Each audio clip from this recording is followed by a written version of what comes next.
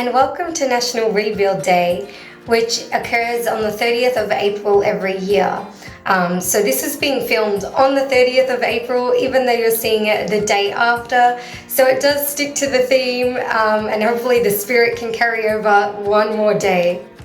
So basically every day is a national something day of, and there's actually multiple things per day that it's a national day of. So I thought it'd be a fun little project to pick different days here and there to talk about or to do fun activities around and just share that with you guys. So when I looked up what national day it was today and saw that it was National Rebuilding Day, I thought that there was great purpose in that and it was really a topic that I could talk about. So for obvious reasons, in the scheme of my eating disorder recovery, National Rebuilding Day is a huge one. So the whole idea and concept around recovery is that you're able to rebuild yourself in a physical sense with nutritional replenishment, but also in a mental sense. And when you're able to really get down to that mental work, it then affects your emotional and your social, your financial, your environmental health, and just so many different elements of your life get rebuilt just from the process of recovery.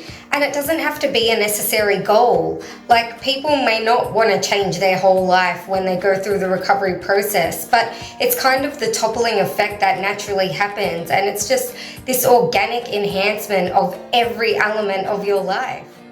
National Rebuilding Day also feels very special to me because I draw a lot of inspiration from my dad, Lou, who lives by this as a motto, rebuilding and always trying to improve upon what you already have. So my dad comes from a corporate background. He's worked in that sector his entire life. So he's very much in the mindset of professional development, which can easily translate to personal development. So he's spent his entire life analyzing ways to make people more productive and strategizing formulas to kind of get the best out of the team and the people that you work with. So when it came to his personal life, it was no wonder that he kind of aced that as well and got the work balance and the travel balance that he needed to do for his job and his family life so in check. And this translated into his retirement. He really made it a goal and an effort to really put down his priorities and look at the way he could rebuild his life after employment. He didn't want to just go into relaxation mode, which is a lot of the time what can happen when a person retires. Rather, he wanted to look at the ways that he could redevelop his life around this newfound freedom with time.